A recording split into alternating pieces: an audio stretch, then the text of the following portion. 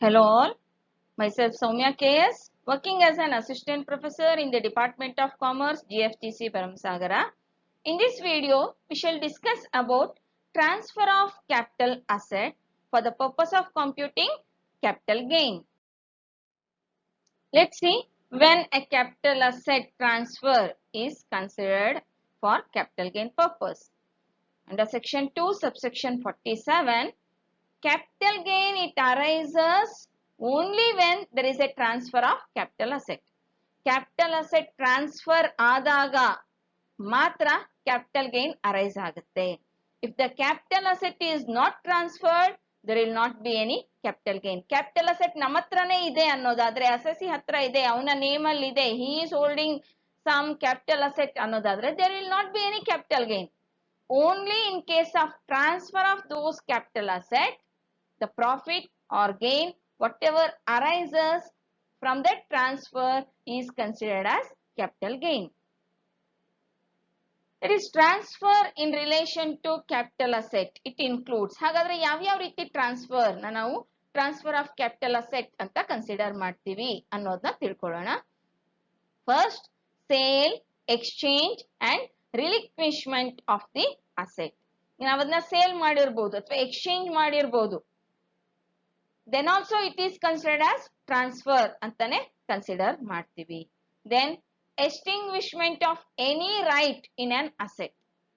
ಈಗ copy right ಇರ್ಬೋದು ಅಥವಾ ಬೇರೆ any kind of intellectual property rights ಇರ್ಬೋದು, ಲೈಸೆನ್ಸಸ್ ಇರ್ಬೋದು, ಈ ರೀತಿಯಾದಂತ ರೈಟ್ ನನ್ನ ರೈಟ್ ಇದು ಅಂತ ಹೋಲ್ಡ್ ಮಾಡಿರ್ತೀವಿ. ಅದನ್ನ ಎಕ್ಸ್ಟಿಂಗ್ವಿಶ್ ಮಾಡೋದಕ್ಕೆ ಏನಿದೆ ಅದನ್ನು ನಾವು ಬೇರೆಯವರಿಗೆ ಕೊಟ್ಟು ಅದನ್ನು ನಾವು ಟ್ರಾನ್ಸ್ಫರ್ ಅಂತಾನೆ ಕನ್ಸಿಡರ್ ಮಾಡ್ತೀವಿ. Then compulsory acquisition of an asset under any law. ಈಗ ರೋಡ್ ಈ ತರ ಮಾಡ್ಬೇಕಾದ್ರೆ ಅಥವಾ ಕೆಲವೊಂದ್ ಸತಿ ಬ್ರಿಡ್ಜಸ್ ನ ಕಟ್ಟಬೇಕಾದ್ರೆ ಇರಬಹುದು, ಡ್ಯಾಮ್ ಕಟ್ಟಬೇಕಾದ್ರೆ ಇರಬಹುದು, ಗವರ್ಮೆಂಟ್ ಬೈ ಕಂಪಲ್ಷನ್ ಕೆಲವೊಂದು ಅಸೆಟ್ ನ ಅಲ್ಲಿರ್ತಕ್ಕಂಥ ಲ್ಯಾಂಡ್ ನ ಬೇರೆ ಅವ್ರ ಅಸೆಟ್ ನ ಅವರು ತಗೊಳ್ತಾರೆ, ಅಕ್ವೈರ್ ಮಾಡ್ಕೊಳ್ತಾರೆ. That is also considered as transfer. Then conversion of asset into stock in trade by the owner. ಅವನ ಹತ್ರ ಇರ್ತಕ್ಕಂಥ ಅಸೆಟ್ ನ ಅವನು ಸ್ಟಾಕ್ ಇನ್ ಟ್ರೇಡ್ ಆಗಿ ಅಂದ್ರೆ ಅದನ್ನ ಬಿಸ್ನೆಸ್ ಗಾಗಿ ಅವನು ಕನ್ವರ್ಷನ್ ಮಾಡ್ತಾ ಇದ್ದಾನೆ ಅಂದ್ರೆ that is also considered as transfer. Then any transaction of immovable property under section 53A of transfer of property act 1882 is also considered as transfer. Immovable property ಇದ್ದಾಗ. Then any transaction which has the effect of transferring or enabling the enjoyment of any immovable property. ಈಗ in the form of lease ಇರ್ಬೋದು, ಒಂದು land ಅನ್ನ building ನ ಕೊಟ್ಟಿರ್ತಾರೆ, that will be transferred, or usage of that ಅದನ್ನ ಕೊಟ್ಟಿರ್ತಾರೆ, then also it is considered as transfer. Then maturity or redemption of a zero coupon bond. Zero coupon bond ನ maturity ಅಥವಾ redemption ಮಾಡಿ ನಾವೇನು amount ತಗೊಳ್ತೀವಿ, that is also considered as transfer. Then conversion of business into a limited company. ಈಗ ಸೋಲ್ trading business ಮಾಡ್ತಾ ಇರ್ತಾರೆ, ಅದನ್ನ company ಆಗಿ ಕನ್ವರ್ಷನ್ ಮಾಡ್ತಾರೆ. ಅಲ್ಲಿಗ ಅದರ ಎಂಟಿಟಿ ಏನಿದೆ ಲೀಗಲ್ ಎಂಟೈಟಲ್ಮೆಂಟ್ ಚೇಂಜ್ ಆಗುತ್ತೆ. That is also considered as transfer of capital asset. Let's see which transactions are not regarded as transfer. ಈಗ ಪ್ರೀವಿಯಸ್ ಆಗಿ ಯಾವ್ದ್ಯಾವ್ದು ಟ್ರಾನ್ಸ್ಫರ್ ಅನ್ನೋದನ್ನ ತಿಳ್ಕೊಂಡ್ವಿ, ಹಾಗೇನೆ ಯಾವ್ದ್ಯಾವ್ದು ಅದಕ್ಕೆ ಎಕ್ಸೆಪ್ಷನ್ಸ್, ಯಾವ್ಯಾವ ರೀತಿಯಂತ ಟ್ರಾನ್ಸಾಕ್ಷನ್ ನ ನಾವು ಟ್ರಾನ್ಸ್ಫರ್ ಆಫ್ ಕ್ಯಾಪಿಟಲ್ ಅಸೆಟ್ ಅಂತ ಕನ್ಸಿಡರ್ ಮಾಡೋದಿಲ್ಲ ಅನ್ನೋದನ್ನ ತಿಳ್ಕೊಳ್ಳೋಣ. Any distribution of capital assets on the total or partial partition of an HUF. Hindu undivided family ಇದ್ದು ಅಲ್ಲಿ ಇರ್ತಕ್ಕಂಥ ಕ್ಯಾಪಿಟಲ್ ಅಸೆಟ್ ನ ಟೋಟಲ್ ಅಥವಾ ಪಾರ್ಷಿಯಲ್ ಪಾರ್ಟಿಷನ್ ಅಲ್ಲಿ ಡಿಸ್ಟ್ರಿಬ್ಯೂಟ್ ಮಾಡ್ಕೊಂಡ್ರೆ ಅದನ್ನ ನಾವು ಟ್ರಾನ್ಸ್ಫರ್ ಅಂತ ಕನ್ಸಿಡರ್ ಮಾಡೋದಿಲ್ಲ. Then any transfer of capital asset under a gift or will or an irrevocable trust.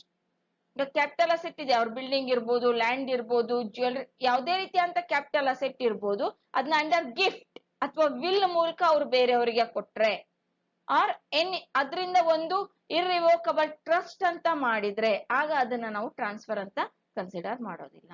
Then any transfer of a capital asset by a 100% holding company to its Indian subsidiary company. ಈಗ already 100% holding company ಇರುವಂತದ್ದು ತನ್ನ subsidiary ಕಂಪನಿಗೆ ಅದರಲ್ಲಿರ್ತಕ್ಕಂಥ capital asset ನ transfer ಮಾಡಿದ್ರೆ ಅದನ್ನು ಸಹ ನಾವು ಟ್ರಾನ್ಸ್ಫರ್ ಆಫ್ ಕ್ಯಾಪಿಟಲ್ ಅಸೆಟ್ ಅಂತ ಕನ್ಸಿಡರ್ ಮಾಡಿ ಕ್ಯಾಪಿಟಲ್ ಗೇನ್ ಅಂತ ಕನ್ಸಿಡರ್ ಮಾಡೋದಿಲ್ಲ. Then any transfer of capital asset by 100% subsidiary company to its holding company. Holding company subsidiary company ಕೊಟ್ಟರು ಅದು ಟ್ರಾನ್ಸ್ಫರ್ ಆಗೋದಿಲ್ಲ. ಹಾಗೆ ಸಬ್ಸಿಡಿಯರಿ ಕಂಪನಿಯಿಂದ ಹೋಲ್ಡಿಂಗ್ ಕಂಪನಿಗೆ ಟ್ರಾನ್ಸ್ಫರ್ ಮಾಡಿದ್ರು ಸಹ ನಾವು ಅದನ್ನ ಕ್ಯಾಪಿಟಲ್ ಗೇನ್ ಅಂತ ಕನ್ಸಿಡರ್ ಮಾಡಿ ಟ್ಯಾಕ್ಸ್ ಚಾರ್ಜ್ ಮಾಡೋದಿಲ್ಲ. Then any transfer in a scheme of amalgamation. Amalgamation ಅಲ್ಲಿ ಯಾವುದೇ ರೀತಿಯಿಂದ ಟ್ರಾನ್ಸ್ಫರ್ ಮಾಡಿದ್ರೆ of a capital asset by the amalgamating company to the amalgamated company.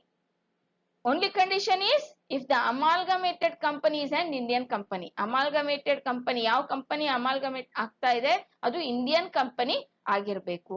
ಆವಾಗ ಅಲ್ಲಿ ಅಮಾಲ್ಗಮೇಟಿಂಗ್ ಕಂಪನಿ ತನ್ನ ಇರ್ತಕ್ಕಂಥ ಕ್ಯಾಪಿಟಲ್ ಅಸೆಟ್ ನ ಏನ್ ಟ್ರಾನ್ಸ್ಫರ್ ಮಾಡುತ್ತೆ ಅದನ್ನ ನಾವು ಕ್ಯಾಪಿಟಲ್ ಅಸೆಟ್ ಟ್ರಾನ್ಸ್ಫರ್ ಅಂತ ಕನ್ಸಿಡರ್ ಮಾಡಿ ಕ್ಯಾಪಿಟಲ್ ಗೇನ್ ನ ಲೆವಿ ಮಾಡೋದಿಲ್ಲ.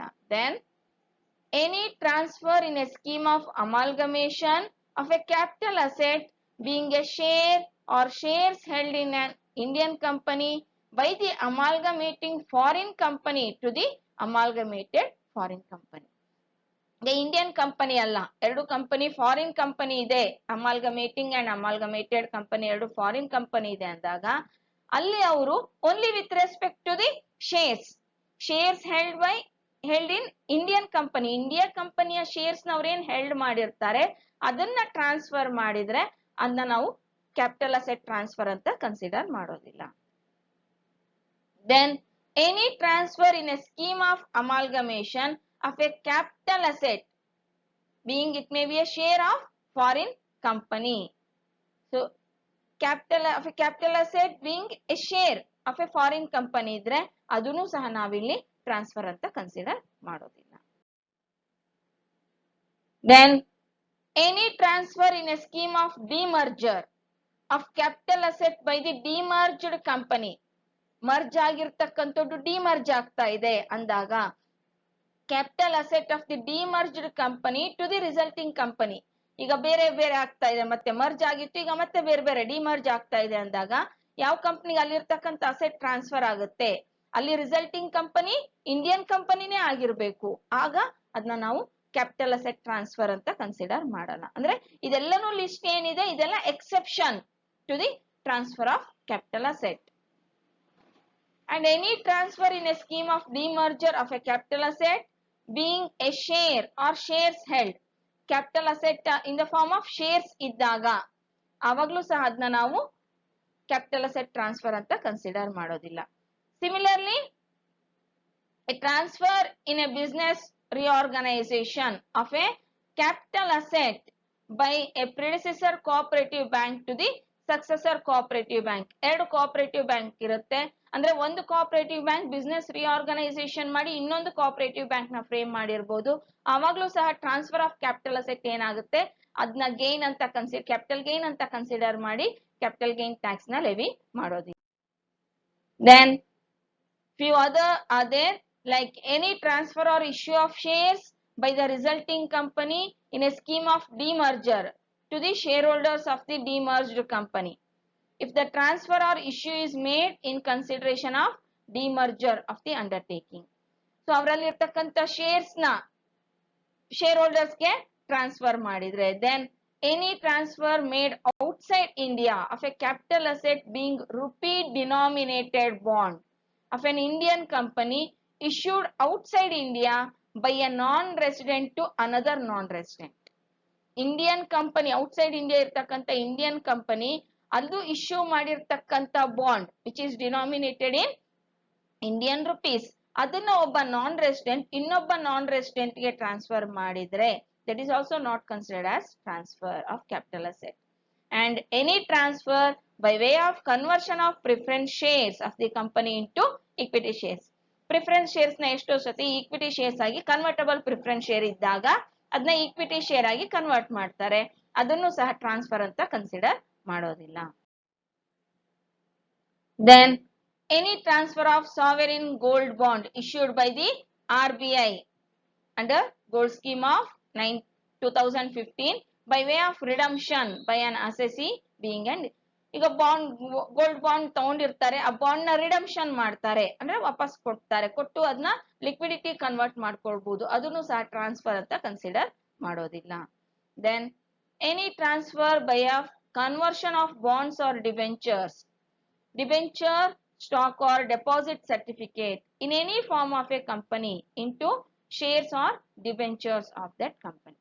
Already ಇರ್ತಕ್ಕಂಥ ಬಾಂಡ್ಸ್ ಆರ್ ಡಿಬೆಂಚರ್ಸ್ ನ either as an equity shares or debenture ಬೇರೆ ಡಿಬೆಂಚರ್ ಆಗಿ ಕನ್ವರ್ಷನ್ ಮಾಡ್ಕೊಂಡ್ರೆ ಅದನ್ನ ಟ್ರಾನ್ಸ್ಫರ್ ಅಂತ ಕನ್ಸಿಡರ್ ಮಾಡಲ್ಲ.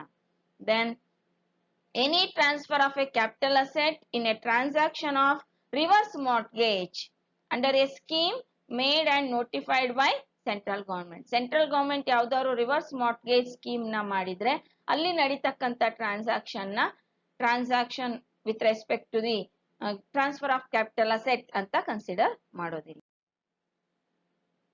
Then few other are any transfer of a capital asset being share of a special purpose vehicle to a business trust in exchange of units allotted by the trust. In case of venture capital ಅಲ್ಲಿ ಅವರು special purpose vehicle ಅಂತ ಮಾಡ್ಕೊಂಡಿರ್ತಾರೆ, ಅದರ shares ನ ಏನಾದ್ರು exchange ಮಾಡಿದ್ರೆ ಅದನ್ನು transfer ಅಂತ ಕನ್ಸಿಡರ್ ಮಾಡಲ್ಲ.